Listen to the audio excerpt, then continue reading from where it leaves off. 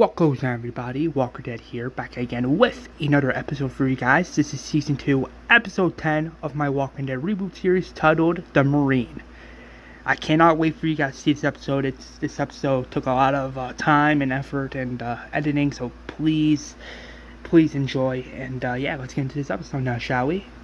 The episode begins with a flashback of John Miller and his friend Rodney Cage in a helicopter, in like one of those marine helicopters, and they are going to Iraq. John's military friend Rodney asks John, "You good?" John's like, "Yeah, I'm good. Just gotta, do what you gotta do." Rodney says, "Agreed. I think after this, we might be forever changed." John says, "Yeah, something like that." The next shot is present day, and Daryl's like, "Damn, you're in the Marines?" John's like, "Yeah, I was.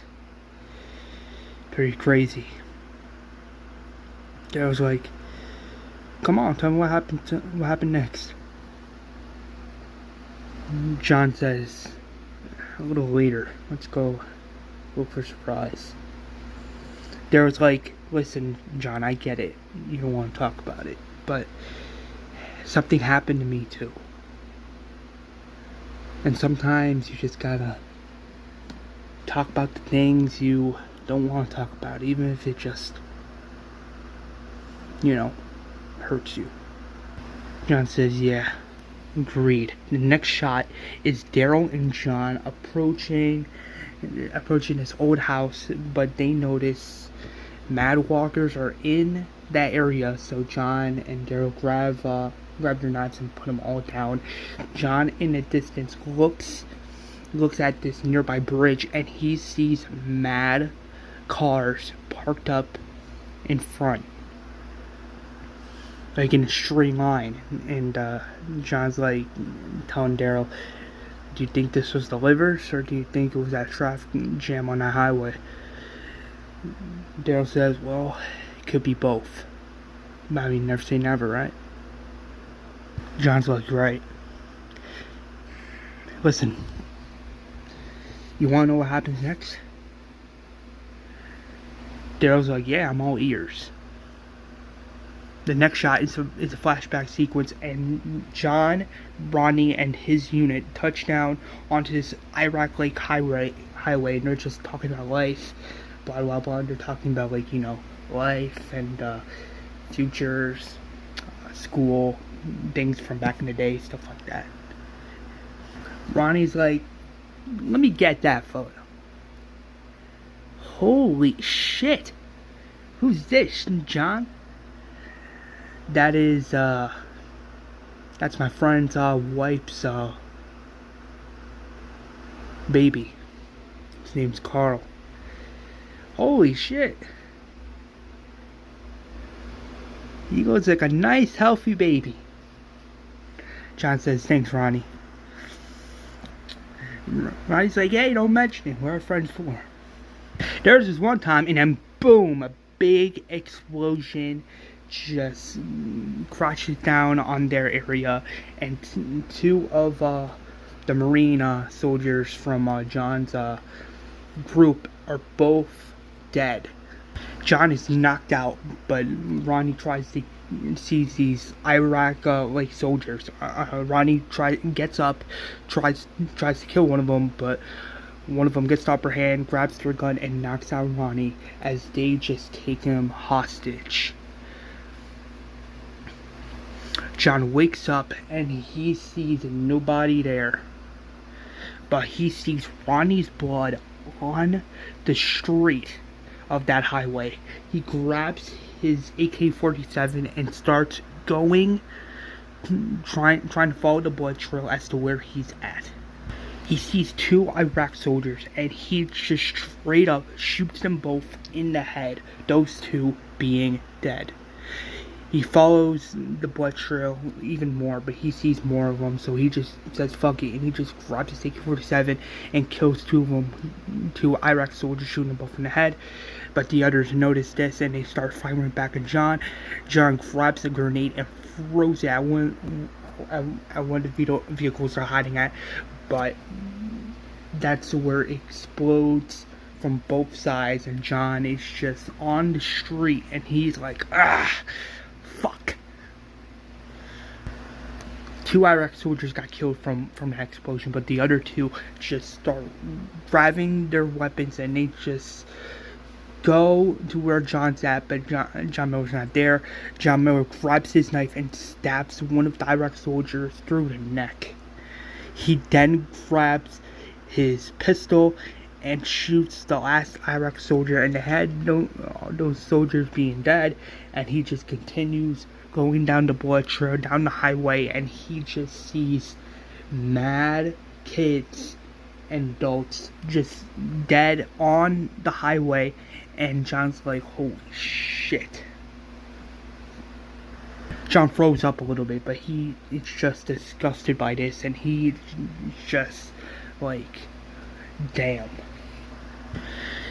John just picks himself back up, and he just continues walking down the highway, and he notices a big unit of Iraq soldiers in the area. They are speaking the Iraq language, and what they're really saying is, take Rodney to the interrogation room and interrogate him. Now, one of the Iraq soldiers says, yes sir, as John notices this, and he just checks his weapons, checks his ammo, and he's just getting ready to kill the rest of them.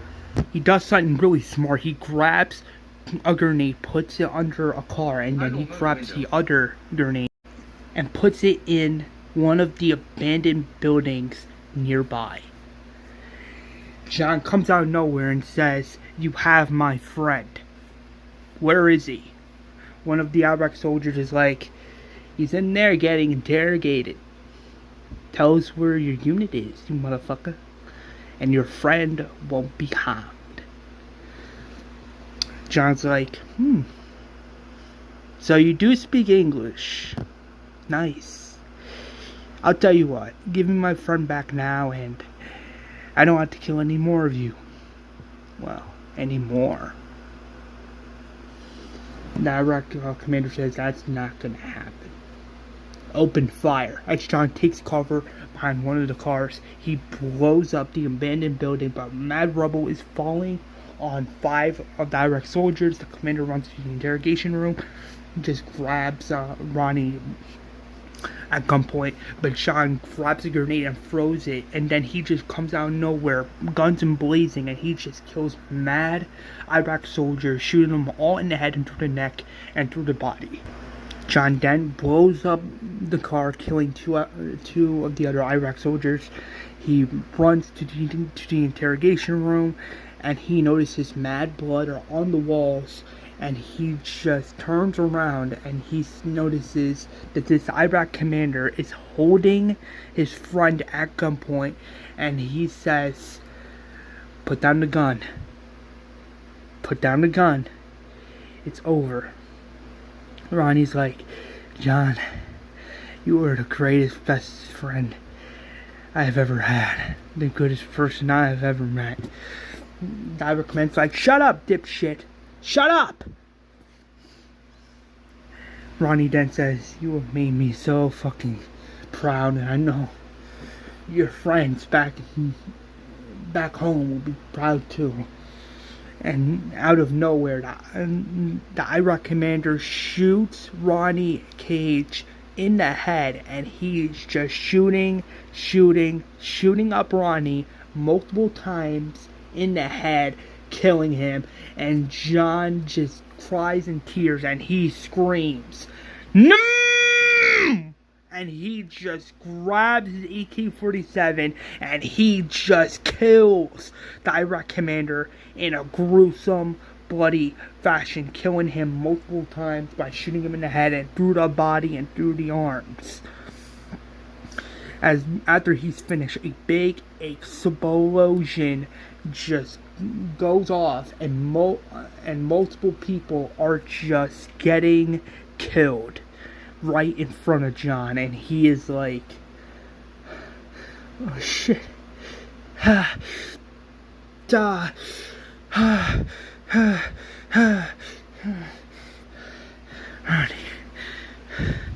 Oh.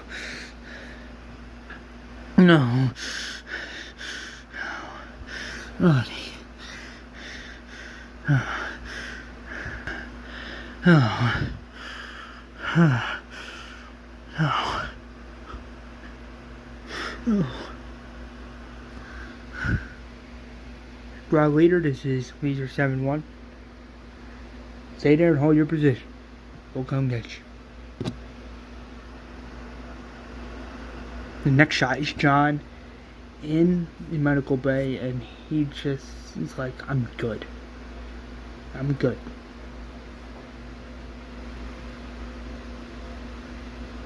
Rick comes from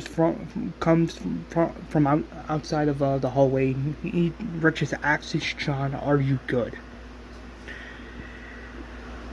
John says, "No, Rich. I'm not good, Richie. I just lost one of my goodest friends right in front of me. I can't do this. I can't be a part of the military anymore. I can't." And after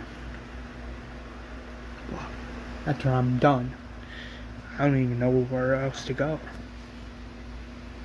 Rick's like, "Why don't you come work with me? I'll set you up as the co-sheriff's deputy." John's like, "You would do that for me?" Rick's like, "Hell yeah. We're best friends. Brothers. We don't leave anybody behind. Not even family." John hugs Rick, and he says, "Thank you very much," as he just grabs his Marine tags and he just gives it back to his commander and says, "I'm done." The commander's like, "I understand. Good look out there, Marine Sergeant Miller." John says, "You too." As the flashback ends, we see this nice, beautiful shot of John entering the Atlanta hospital, and Lori says, "Come, look, meet your godnephew." John's like, Hey there, little Carl. Hey, nice to meet you." And boom, that is the end of the flashback sequence. Daryl's like, "Holy shit." And John's like, "Yeah. To be honest, I'm actually pretty glad that Rodney didn't get a chance to see this. Fucking zombies everywhere." And Daryl's like, "Stop. Just stop. You couldn't save him. But what you can do is help this group and help save this group from what's going on now. And I believe that you can help with that." John says, "Thanks." There's like, in a very Daryl way, don't mention it. And John's like, "Well, did I ever tell you the time where me and Richie caught this fucking dude with red hair fucking beating on his own kid?" And Daryl's like, "No." "Well, let me tell you, it was fucking crazy." They check the barn and they find mad water and mad supplies, and this random dude comes out and he just aims his gun right at John and Daryl, and he's like, "Who the fuck are you people?" And John's like, yeah, put that gun down." And this man's like, "No way. How do I know you guys are not with the Livers?" John's like, "Wait a second. You know of the Livers? They tried to kill me and some of my group members. And no, we're not with them." This man reveals that he was once a liver that just couldn't be a part of what Harlan and his group was doing. He says, if I didn't get out of there, I would have died. And as John and Daryl put down their weapons, as this man puts down his weapon, John asks the man, what's his name? This man's name is Don. Daryl's like, Don? Yeah, Don. D-O-N. I mean you no harm. I really don't. This old little cabin you see, it's mine. I've been living here for quite some time. The supplies here is, well, mostly mine, but if you want, we can trade. Hell, we could, I don't know, make a deal with your leader. I mean, it's up to you, but I just don't want any trouble. Daryl asks Don, how many walkers did you kill? Don immediately says 52. John's like, it's like whispering in Daryl's ear, Daryl, we can't bring him back with us. Sure, he's a former liver, but if we bring him back to the barn, we don't even know how Guillermo and the others will, react. Daryl says agreed. John's like, is there any way you can trade some of the supplies? Like, give half your supplies to us? This man says, hell yes, of course, absolutely. Take whatever you want. Water, refreshments, snack bars, medicine, whatever you guys need. You can take it. It's not like I need it anyway. Daryl and John says thanks. And don't worry, we will, come back for you. We're going to talk things over with our leader and see if you can come back to our group. If that's okay with you. Dom says absolutely. To be honest, all these weeks on the road has been easy for someone like me. And John's like, I know the feeling. I do. The next shot is back at Herschel's farm. Tara is just not doing good, and Guillermo asks Tara, are you okay? Tara straight up says, no, I'm not okay. Felipe just died. How do I live with something like that? How do I, especially when I know those fucking people, the livers, are still fucking out there, and they tried to kill fucking Rick, they tried to kill Glenn, Herschel, John, Daryl, Lori, they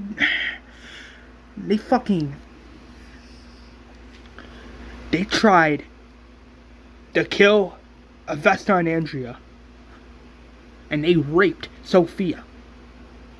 So no, I'm not okay with that. I'm not okay with that at all. When I find those motherfuckers, they're gonna fucking die. They're dead. They're gonna die. Straight up. As Guillermo is trying to say something to Tara, he gets shot in the arm by Harlan, and he is like, "Woo! Would you look at this, Guillermo, Tara? It's been a while. Now, either you give me what I want, or you all die. You will give me the farm, or you will die."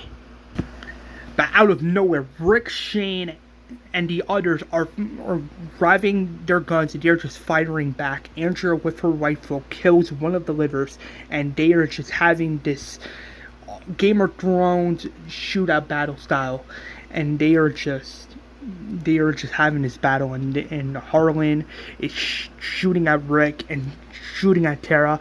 Tara just grabs her weapon and kills one of the livers, and Harlan fires back, but unfortunately that doesn't really happen.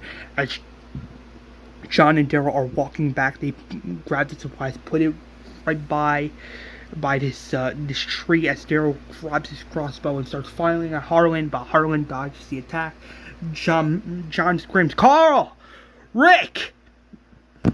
As Rick screams, "We're over here!" Rick screams to Daryl and John, "Get behind those trees! Now!" As they both get behind the trees, Nathan shoots at the trees, but it doesn't work. John Miller grabs his shotgun and he just shoots Nathan in the leg. And Harlan notices this and gets very, very frustrated and pissed off. And he is just pissed and he is like, "This ain't over, prick. You're lucky I'm fucking falling back. See you soon, prick. Everyone, retreat! Retreat!" Tara looks at Harlan and she just fires her gun, trying to kill him, but unfortunately, the bullets she's firing hits the car that Harlan is driving, and he just drives away. All the other livers and everybody else drives away. Tara sees this kid just screaming and panicking and whining like a little baby, and she notices that this guy has a bullet. Like, she notices that this guy was shot in the leg, and it is revealed to be Randall. Tara runs at this liver, and she just fucking straight up hits him, and she is like,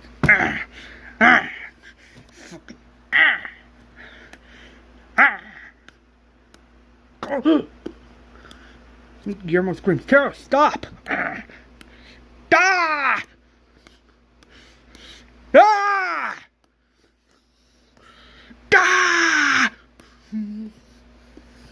John is like, "Tara, stop! Stop! He's had enough."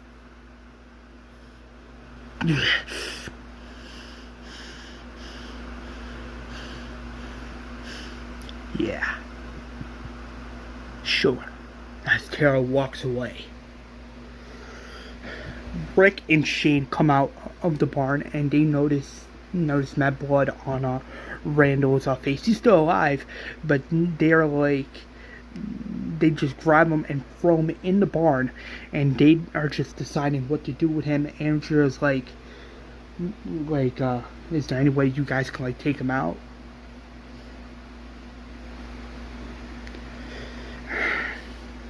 Rick is like, "I don't know. If he knows where the farm is, he's a threat." Shane's like, "We gotta eliminate the threat." And Dale's like, "What are you saying? I'm just gonna kill him?" Rick says, "We didn't say anything about killing him. But I mean, I am gonna think about it tonight." And Vesta's like, "Well, Shane and Rick ain't wrong. This person is a threat. And if he's a threat, then we gotta do something." And Dale's like, so you think killing him is the right solution?" Vesta's like, "I didn't say that." Dale's like, "I know, I'm just saying." John's like, "Vesta, can I talk to you for a second?" Vesta says, "Sure." "What's up, John?" "You need to tell Rick the truth. What Shane did. He threatened you. I know because he told me." "Well, Dale told me and I confronted him about it. But still, we need to tell Rick the truth." Dale comes in and says, "Hell yeah, we have to. He threatened me too, John." John's like, "Fuck."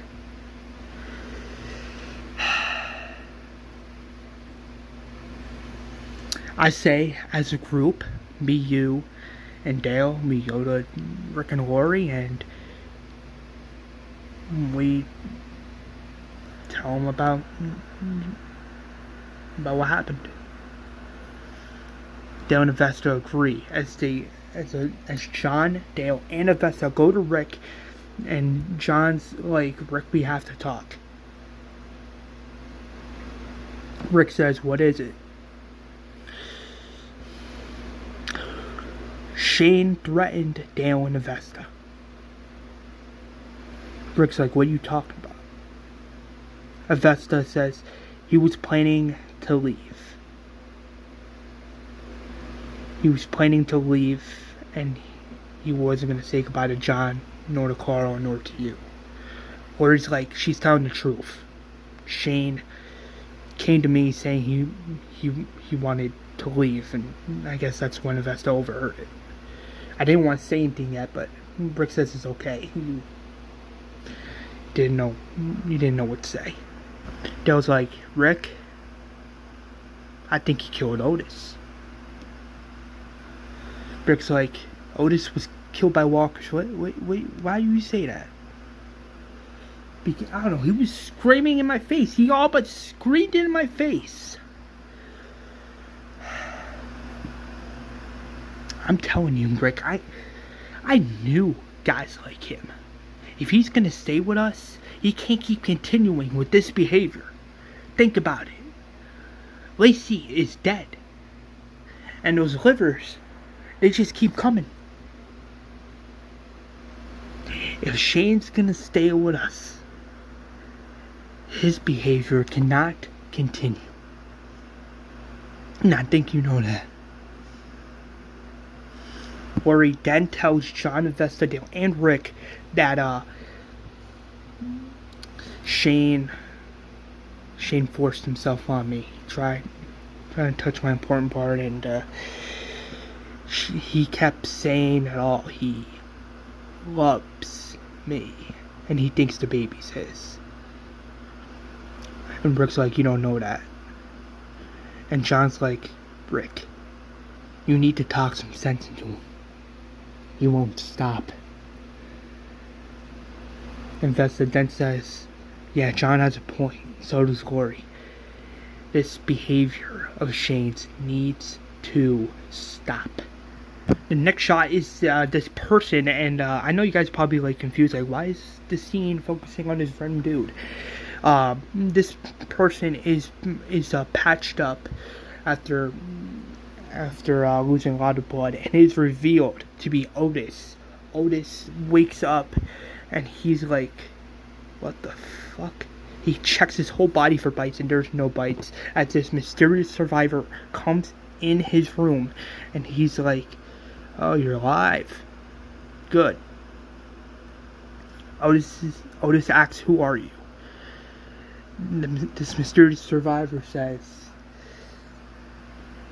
my name is Tyreese. And boom, that is the end of the episode. The next episode is gonna be focused on characters like John and Beth and Andrea and Avesta, and of course Rick and Shane are gonna be dealing with their personal issues and this whole random situation. So I can't wait for you guys to see that episode. Please like, comment, and subscribe, and I'll see you guys in the next episode. And as always, peace.